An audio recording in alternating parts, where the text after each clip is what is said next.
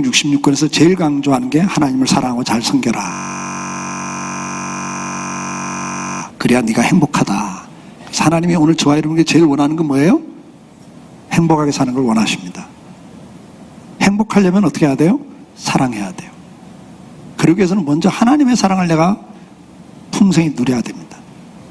그러기 위해서는 하나님과 깊은 교제의 시간을 가지셔야 됩니다.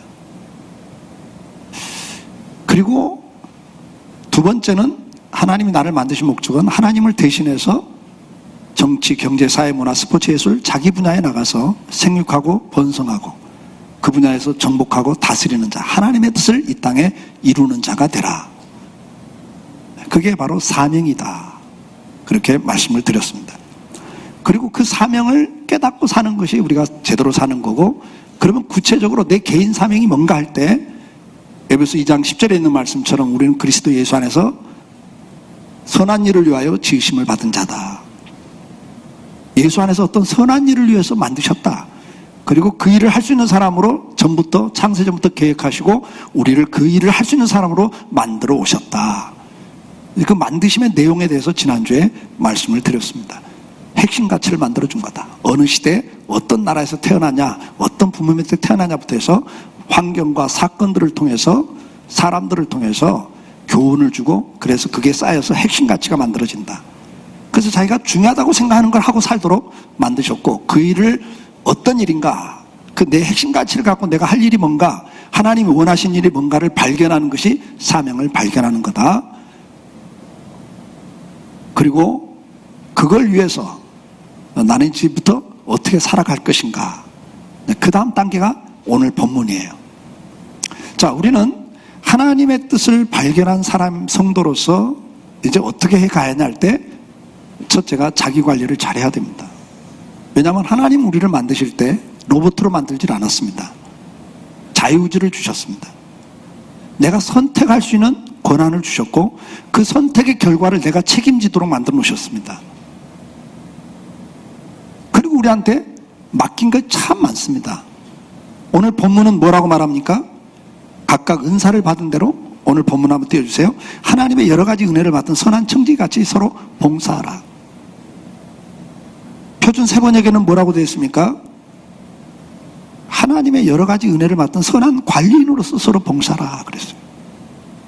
하나님이 저와 여러분에게 재능을 주신 것, 달란트라고 그러죠. 성경은 달란트, 탤런트, 재능이란 말이에요.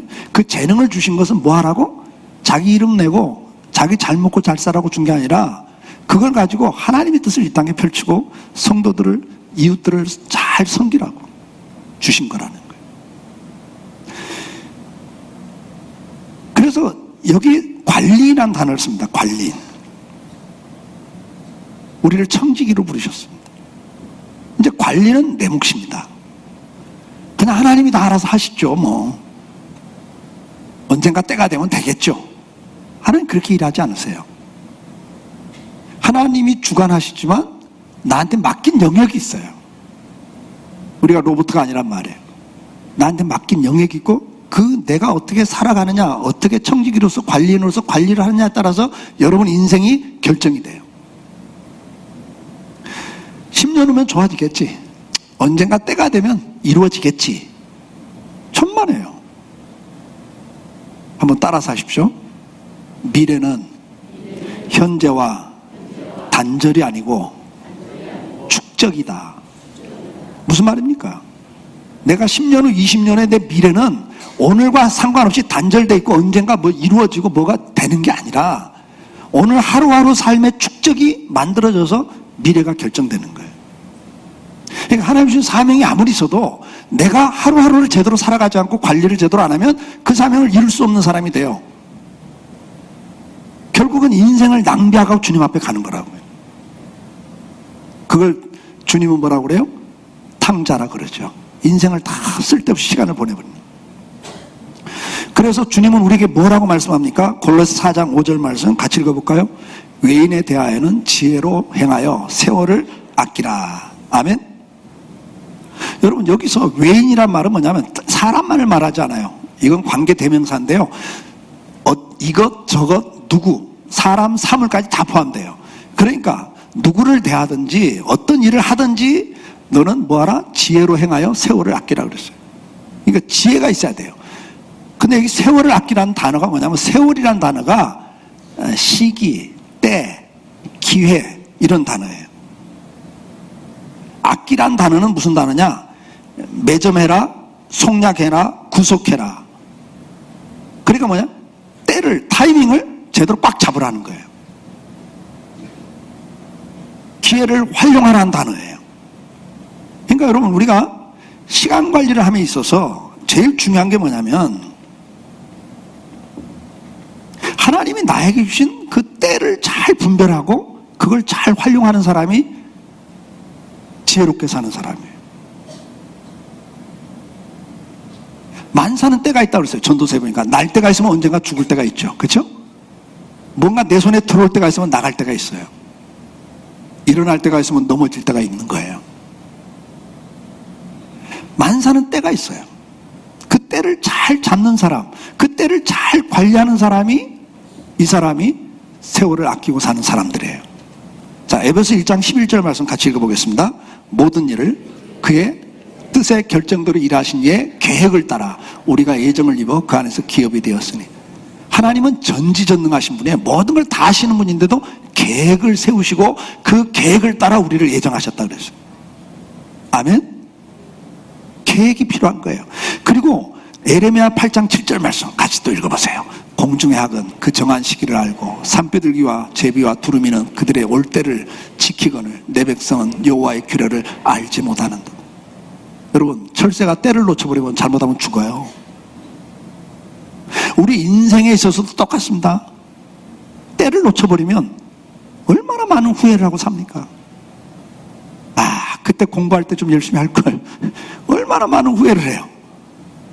그때 좀 돈 있을 때 이거 인심도 쓰고 하나님께도 좀 헌신하고 살걸. 그래서 그죠? 껄껄껄 인생을 산다고. 그랬을걸. 때를 놓치는 것처럼 불행한 게 없어요, 여러분. 제가 오늘 2부 예배 때는 그런 이야기를 했습니다. 학생들, 청년들한테. 야, 공부할 때, 잠잘 때, 먹을 때, 운동할 때 그 때를 정확하게 계획을 안 세우고 살면 인생을 낭비하는 거다. 밤 12시가 넘어 1시, 2시까지 게임하면 제대로 잠을 잘 수 있어요? 미래학자가 한국에 와서 말했잖아요. 동남아시아에서 제일 먼저 망할 나라는 대한민국이라고. 그 왜 그러냐니까 청소년들이 밤 12시가 넘도록 놀러 다니고 술 먹고 있고 게임하고 있고, 쟤들이 지금은 젊으니까 버티지만 쟤들이 30대 됐을 때 체력이 약화될 것이고 그 다음에 피곤하고 그런 창의력도 없을 거고, 한국은 동남아에서 제일 먼저 망할 나라라고 그랬습니다. 미래학자가 한 말이에요, 여러분. 오늘 내가 어떻게 사느냐가 앞으로 인생을 결정짓는 겁니다. 잘 때 자야죠. 밤 10시가 넘어가면 우리 몸은 오토매틱이라고 그랬잖아요. 하나님 그렇게 만들어놨다고 그랬잖아요. 뇌로 보내던 피를 딱 줄이고 내장 쪽으로 피를 확 보내요. 그래서 낮에 혹사했던 간을 비롯해서 모든 내장들 영양 공급하고 산소 공급해서 회복을 시켜놓고 그 다음 하루를 또 살게 하는 거예요. 그런데 일몰을 해가 넘어가고 2시간 안에 자리에 눕지 않고 계속 움직이면 몸이 딱 오토매틱으로 알아가지고 활동을 안 해? 뇌 쪽으로 피를 다시 보내버려요. 그럼 어떻게 돼요? 여러분, 그래서 이제 간이고 뭐고 다 문제가 생기기 시작해요. 왜? 이게 그냥 과로래요. 제일 중요한 게 뭐예요? 10시 넘어서 움직이는 거예요, 여러분. 그러니까 어떻게 돼요? 뇌 쪽으로 피를 보내놓으니까 이제는 잠을 깊이 못 자. 이가 피가 많이 와고 이게 활동을 해버리니까. 그러니까 잘 때 자야 되는 거예요. 오늘 우리 다시 한번 기억해야 됩니다. 시간 관리는 자기의 몫입니다. 24시간을 어떻게 쓰느냐가 앞으로 여러분 인생을 결정짓습니다. 그럼 우리가 시간 관리를 하는데 제일 중요한 게 뭡니까? 계획을 세우고 하셔야 돼요. 계획을 세우고 하셔야 돼요. 하루하루 24시간을 내가 어떻게 쓸 것인가 계획을 세우고 하셔야 됩니다. 그 계획을 세울 때 제일 우선순위가 뭐예요? 나를 만든 목적은 하나님과 교제하는 인생으로 만들었으니까 하나님과 교제하는 경건 생활을 꼭 집어넣으셔야 됩니다. 우선적으로. 24시간에 11조 하나님 앞에 드렸으면 좋겠어요. 아멘 안 하신다. 그렇죠? 시간도 11조라면 얼마나 좋겠어요. 24시간에 11조는 2시간 20분입니다. 어머나, 그 시간 잠잘 시간도 없고 피곤해 죽겠는데 2시간 20분을 하나님 앞에 써요? 말도 안 돼. 순간 생각이 드시죠? 그래서 인생이 복이 없어요, 여러분. 왜? 가장 중요한 우선순위를 놓치고 사는 거니까. 하나님과 교제하는 시간을 우선순위에서 제일 중요한 시간을 넣으셔야 돼요. 우리가 주야로 말씀 묵상하라고 그랬잖아요. 아침 저녁으로 말씀 묵상하는 시간을 꼭 넣으십시오. 다윗도 그랬고 다니엘도 그랬고 우리 믿음의 선배들 하루 3번 시간 정해놓고 기도했고 어거스틴 교부는 하루 6번 시간 정해놓고 기도했습니다. 저도 아침에 저녁에 말씀 묵상하는 시간 1시간을 갖습니다. 하루 3번 기도하다가요, 아니다, 어거스틴도 했는데 6번 기도하자. 제 알람 기능에다가 6시 새벽 기도 1시간 하고요. 그 다음에 9시, 12시, 오후 3시, 그리고 저는 이제 오후 5시에, 6시면 주로 저녁을 먹으니까 방에 대해서 5시, 그리고 이제 마지막 9시 넘어서 6번 묵상과 기도를 하자. 주기도문 갖고 기도하죠. 그러면 5분에서 10분 합니다. 많이 하는 거 아니에요. 그 시간마다 5분에서 10분. 그러면 그것도 1시간이에요. 저는 새벽에 1시간 기도합니다. 그리고 짬짬이 또 1시간을 기도해서 2시간을 기도합니다. 말씀 묵상하는 시간 1시간. 그리고 말씀 읽는 시간 30분. 교부들이 어떻게 신앙생활을 했는가 고전 읽는데 또 30분. 그러면 저는 하루에 3시간 이상을 주님과 시간을 가지려고 애를 써요. 그 다음에 찬송하는 시간 30분. 하루 7번 찬송하라고 그랬잖아요. 저는 되도록이면 시간 정각되면 찬송을 하기 시작합니다. 저는 사랑하는 그 이름, 예수, 복된 예수, 그 찬송합니다. 3절까지 2번 반복하면 5분에서 6분 걸립니다. 하루 7번 찬송하자 그랬잖아요. 시편 기자들이 그렇게 했어요. 그러면 그게 또 30분 이상. 찬송하는 시간 30분. 하루 5번 이상 감사하자. 그건 뭐 감사는 1분만 해도 되고, 그쵸? 5번, 그것도 5분, 10분. 그리고 나머지 시간들 차를 타고 가면서 길을 가면서도 계속 주님 앞에 기도, 주여 나를 불쌍히 여기소서, 주여 나에게 은혜를 베푸소서, 이러고 다닙니다. 여러분, 시간을 그렇게 잘 계획적으로 쓰셔야 돼요. 여러분들은 목회자가 아니니까 저만큼은 안 하더라도 그래도 말씀 묵상하는 시간, 내가 아침에 10분, 15분 하겠다, 저녁에 또 한 15분 하겠다, 꼭 하세요. 하루 3끼 음식 먹듯이 말씀 먹어야 돼요. 그렇죠? 읽는 시간, 묵상하는 시간, 그리고 기도하는 시간, 찬송하는 시간, 감사하는 시간을 여러분 계획 속에 넣으시기를 주의 이름으로 축복합니다. 그 다음에 이웃을 사랑하라고 했으니까 그 다음에 시간 계획에다 뭘 넣어야 돼요? 나는 남편 노릇, 아버지 노릇, 우리 아버님에게는 장남 노릇, 그 시간에다 넣습니다. 우리 아버님을 제가 일주일에 한 번은 꼭 식사 대접을 하려고 애를 써요. 제가 막 정말 급한 일이 있어서 못할 때는 못합니다만은 그건 시간 계획에다 넣는 거예요. 계획적으로 해야죠. 내가 남편 노릇 할 수 있는 게 뭘까? 우리 아내가 나에게 가장 원하는 게 뭘까? 내가 두 남매에게 아버지로서 해야 될 일이 뭘까? 하나님이 2 손주를 허락해 주셨는데 그들을 위해서 내가 할 수 있는 일이 뭘까? 어느 때는 영상으로 축복 기도해서 보내줍니다. 요즘 애들 영상 보는 거 좋아하니까. 제가 할 수 있는 것들을 해야죠.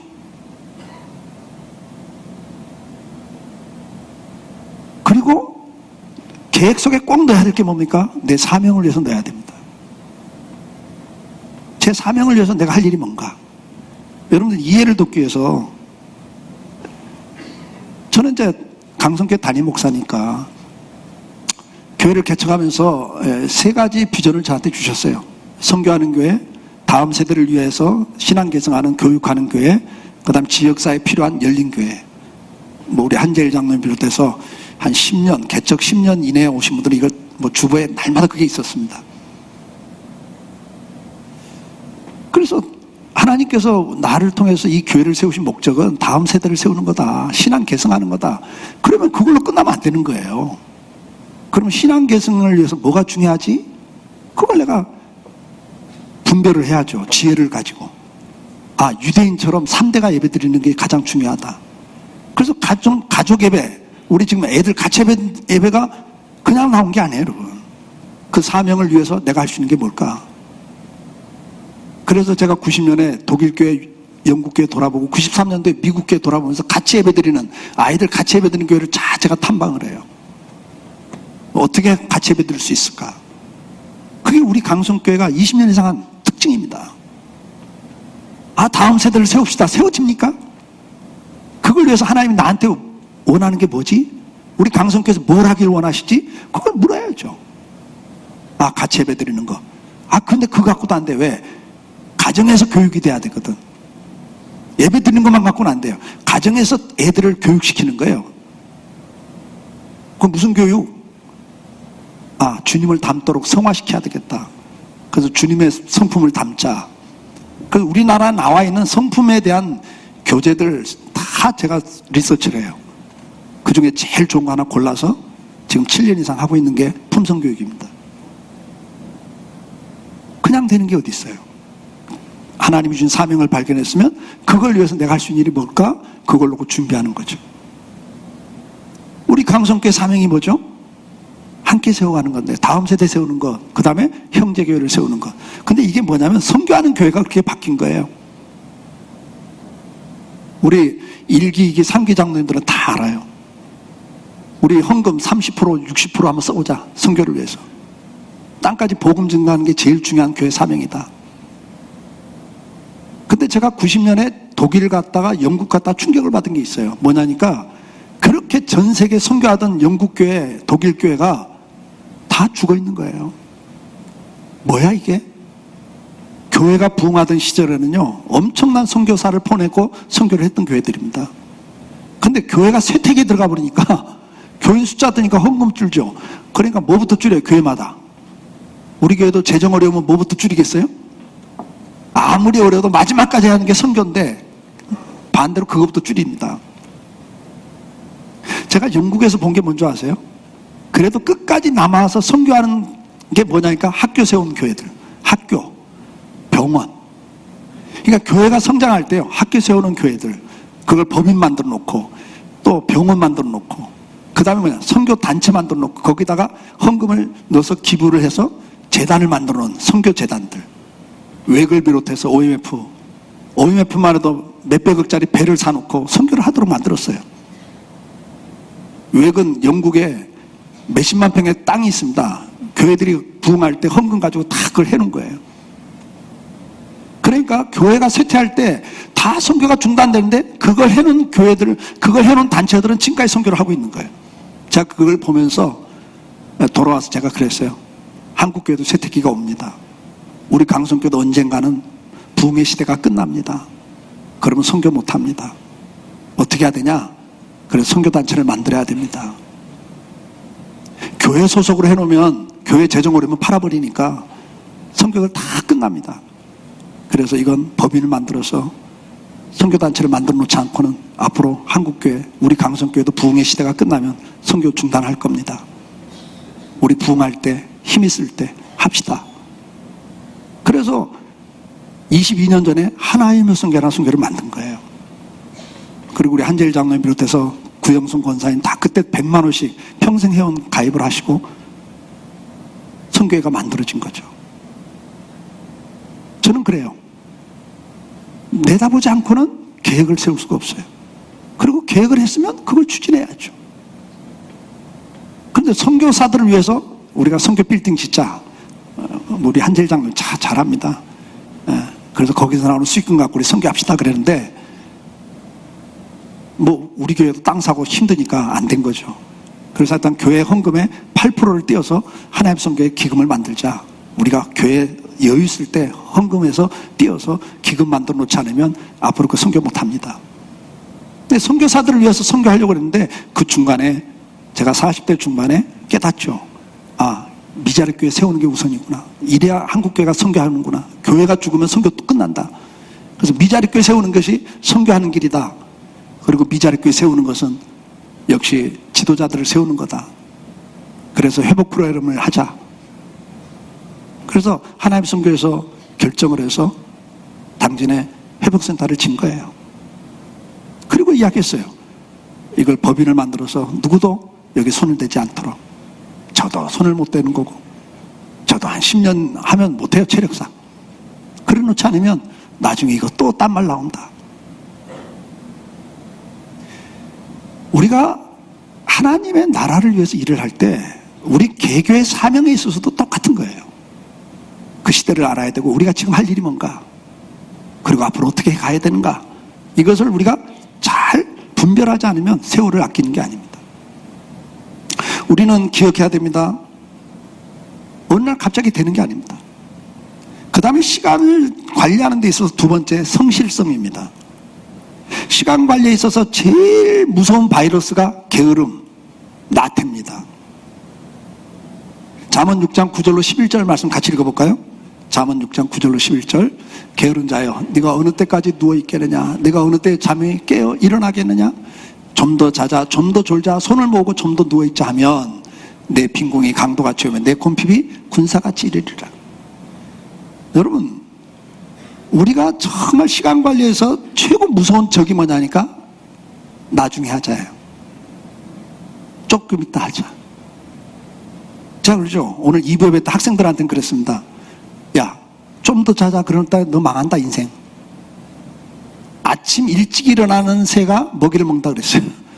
그리고 아침 1시간은 오후에 2시간보다 효과가 더 있다 그랬어요. 그게 맞는 말이에요, 여러분. 잠자는 습관도 10시 전에 잠자리 들어라. 그 다음에 일찍 일어나라. 아침 일찍부터 네가 하나님 앞에 기도하면서 묵상하면서 하루를 시작하는 것과 늦게 일어나가지고 찌뿌둥한 몸으로 늦게 하루를 시작하는 건 인생이 앞으로 10년 후 20년간 완전히 달라져 있다. 빈궁해질 수밖에 없다. 잠언 12장 24절 말씀 같이 읽겠습니다. 부지런한 자의 손은 사람을 다스리게 되며도 게으른 자는 불임을 받느니라. 여러분, 자기 분야에서 번성해야 되는데 일을 자꾸 미루고 조금 이따 하자, 나중에 하자 이러면요, 여러분들이 남에게 불임을 당하는 사람이 돼요. 인생이 성공할 수가 없어요, 여러분. 남한테 불임을 당하고 눈치 봐갖고 살아야 되니까 얼마나 비참해요. 잠언 15장 19절 말씀 같이 읽습니다. 게으른 자의 길은 가시울타리 같으나 정직한 자의 길은 대로니라. 여러분, 가시울타리가 계속 있으면 그 어떻게 나가지도 못하고 나갈 때마다 찔리고 아파. 여러분, 평생에 씨름해야 될, 그러니까 그 수도를 했던 수도사들도 평생 나를 괴롭히는 8가지 떠나지 않는 상념이 있는데 그 중에 하나가 게으름입니다, 여러분. 평생 주님께 헌신하던 사람들조차도 좀 이따 하자, 좀 더 편하게, 조금 더 쉽게 할 방법은 없을까? 좀 더 쉽게 했으면 좋겠는데, 그 생각 때문에 결국은 하나님의 뜻을 이루지 못하는 자리에 간다는 거죠. 시간은 계획을 갖고 사셔야 되고, 그 다음에 어떻게 해야 돼요? 근면하게, 성실하게, 부지런하게 하셔야 됩니다. 두 번째로 우리가 관리해야 될 영역 가운데 하나가 뭐냐? 인간관계 관리입니다. 자기 분야에서 번성하고 정복하는 인생을 살기 위해서는 관계에 성공해야 됩니다. 하나님 관계, 인간관계를 성공하지 않고 그 실패하면 영향력을 상실해서 결국은 하나님의 뜻을 이룰 수 없고 실패한 인생을 살게 돼 있습니다. 그럼 우리가 인간관계를 성경은 어떻게 하라고 말씀하는가? 잠언 18장 16절 말씀 같이 읽겠습니다. 사람의 선물은 그의 길을 넓게 하며 또 존귀한 자 앞으로 그를 인도하느니라. 여기 선물은 뇌물을 말하는 게 아니에요, 여러분. 뇌물을 주면 안 돼요. 나중에 이제 돈 관리도 나옵니다만 다음 주에 뇌물을 주면 망해요. 한때는 잘 되지만 망합니다. 불이한 재물을 쌓는 것은 망하는 길이라 그랬어요. 그러니까 뇌물이 아니라 선물은 뭐죠? 감사를 표현하는 거예요. 그러니까 인간관계에서 제일 중요한 게 뭐냐? 기억하고 감사할 줄 아는 사람이 돼야 돼요. 하나님께서 뭐라고 그랬어요? 감사로 제사를 드린 자가 나를 영화롭게 하나니 그랬어요. 하나님도 감사로 제사를 드린 자를 기뻐하신단 말이에요. 그래서 뭐라고 그래요? 내가 너를 구원하리라. 네가 어려움 당할 때 내가 구해주마. 하나님도 그렇고 사람도 그래요. 은혜를 줬는데 감사를 몰라. 배은망덕에. 근데 그 다음에 내가 어려움 당하면 그 사람 나 또 돕겠어요? 전번에 나를 도왔는데 감사도 안 하고 그냥 원망이나 하고 그랬었는데 내가 또 어려움 당하면 그 사람 또 도와줄 것 같아요? 어림도 없죠. 하나님도 그렇고 사람도 똑같아요. 기억할 줄 알아야 돼요. 감사할 줄 알아야 돼요. 마지막 시대의 말세의 특징이 뭡니까? 부모에게 감사치 아니하고 거역하며 그랬어요. 이게 이 마지막 시대의 특징이 뭐냐? 감사가 없는 시대, 배은망덕한 시대가 되는 거예요. 오늘 성공하는 사람들, 하나님 앞에 사람 앞에 잘 되는 사람의 특징이 뭐냐? 기억하고 감사할 줄 아는 사람들, 의리가 있는 사람들이 돼야 돼요. 세상 말로 제가 학생들한테 의리가 있어라. 배은망덕하면 절대 인생 성공하지 못한다. 제가 그랬어요. 두 번째는 남의 허물을 드러내고 비판하면 여러분 인생이 꼬입니다. 레위기 19장 16절 말씀 같이 읽어볼까요? 너는 내 백성 중에 돌아다니며 사람을 비방하지 말며 내 이웃의 피를 흘려 이익을 도모하지 말라. 나는 여호와니라. 네. 베드로서에서는 남의 말하고 다니는 사람을 사탄에게 돌아간 자다. 그렇게까지 말씀을 해요. 시편 15장 3절 말씀, 그의 혀로 남을 허물하지 아니하고 그의 이웃에게 악을 행하지 아니하며 그의 이웃을 비방하지 아니하며. 복 있는 사람의 특징들입니다. 잠언 17장 9절 말씀 같이 읽어볼까요?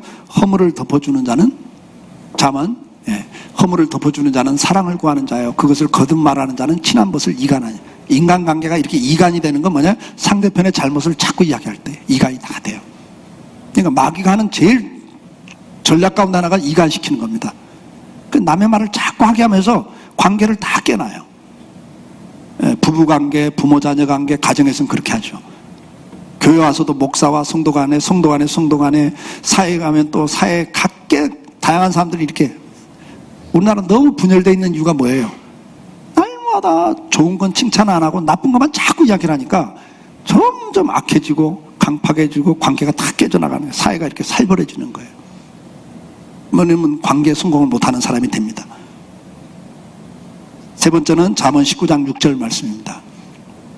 잠언 19장 6절 말씀 같이 읽어볼까요? 너그러운 사람에게는 은혜를 구하는 자가 많고 선물을 주기 좋아하는 자에게는 사람마다 친구가 되느니라. 너그러운 자가 돼야 돼요. 좀 넉넉하게 인심을 잘 쓰는 사람. 인색하면요 주변에 사람 없습니다. 넉넉한 사람, 이렇게 남을 선물하기 좋아하고 이런 사람들이 주변에 사람이 많다 그랬어요. 아멘. 그 다음에는 겸손한 사람이 되라고 성경은 가르칩니다. 시편 22장 26절 겸손한 자는 먹고 배부를 것이며 그랬어요. 여러분, 겸손한 자가 잘 됩니다. 잠언 18장 12절 말씀, 사람의 마음이 교만은 멸망의 선봉이요 겸손은 존귀의 길잠이니라. 멸망의 선봉, 망하는 제일 앞에 있는 게 뭐냐? 교만할 때 교만. 하나님 제일 싫어하는 죄가 교만죄입니다. 음란죄보다 더 무서운 게 교만이에요. 왜요? 하나님의 주권을 대적하는 건 내가 주인 노릇하는 거기 때문에. 하나님 제일 싫어하는 거예요. 아담과 하와가 그 죄를 범하는 거예요. 우리가 선악과를 먹고 하나님과 똑같아져 보자. 근데 이 죄가 인생을 불행하게 하는, 망하게 하는 가장 무서운 죄입니다. 대신에 겸손하면 어떻게 됩니까? 잠언 22장 4절 말씀. 잠언 22장 4절 겸손과 여호와를 경외함의 보상은 재물, 영광, 생명을 얻는다. 그래서 아멘. 이걸 누릴 수 있기를 축복합니다. 잠언 29장 23절 사람이 교만하면 낮아지게 되겠고 마음이 겸손하면 영예를 얻느니라. 낮아져야 높아지는데 이게 잘 안 돼요. 저부터도 잘 안 돼요. 그래서 주님께서 우리에게 에베소 4장 2절에 이렇게 권면하고 계십니다. 같이 읽습니다. 모든 겸손과 온유로 하고 오래 참으로 사랑 가운데 서로 용납하고. 빌립보 2장 3절로 5절 말씀. 금년에 주신 말씀은 2장 5절인데 사실은 이 구절이 다 금년에 주신 말씀이에요. 근데 하나만 제가 짧게 여러분들에게 드렸어요. 같이 읽어볼까요? 아무 일에든지 다툼이나 허용을 하지 말고 오직 겸손한 마음으로 각각 자기보다 남을 낫게 여기고 각각 자기를 돌볼 뿐더러 또한 각각 다른 사람의 일을 돌보아 나의 기쁨을 충만하게 하라. 너희 안에 이 마음을 품으라. 곧 그리스도 예수의 마음이니 그는 근본 하나님의 본체시나 하나님과 동등됨을 취할 것으로 여기지 아니하시고 오히려 자기를 비워 종의 형체를 가지사 사람들과 같이 되셨고 사람의 모양으로 나타나사 자기를 낮추시고 죽기까지 복종하셨으니 곧 십자가에 죽으심이라. 근데 이게 참 어려운 이야기입니다. 금년에 저한테 주신 말씀이고 우리 강성께 주신 말씀이에요. 너희는 무슨 일을 하든지 다툼이나 허용을 하지 말고 겸손한 마음으로 각각 자기보다 남을 낫게 여기고 자기를 돌아볼 뿐더러 다른 사람의 일을 돌봐 나의 기쁨을 충만하게 하라. 근데 그러려면 이 마음을 품으라. 곧 그리스도 예수의 마음이니. 그는 근본 하나님의 본체시지만 하나님과 동등됨을 취할 것을 여기지 않고 자기를 비워 낮아지시고 사람의 모양으로 나타나서 자기를 낮추시고 죽기까지 복종하셨으니 곧 십자가의 죽음이라. 네, 목사님 저도 이게 잘 안 돼요. 제가 당에서도 그래서 사과를 했어요. 저부터도 안 되더라고요. 후임 목사를 정하는데 그래도 장로님들보다 내가 더 잘 알지 목사를. 근데 내 의견을 안 묻고 그냥 결정하면 되냐? 그래서 그걸 표현했죠. 기분 나쁜 걸 표현했어요. 그리고 제가 하나님께 회개했어요. 정말 낮아져야 되는데 안 되더라고요. 그래요. 장로님들이 어련히 알아서 하실까? 그게 안 돼요. 그게 안 돼.